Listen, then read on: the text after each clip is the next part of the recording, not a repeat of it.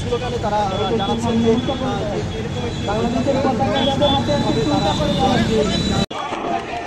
দেশের জন্য আজ তোমাদের বড় প্রয়োজন, তাই তো শিবির করেছে এই মহৎ আয়োজন।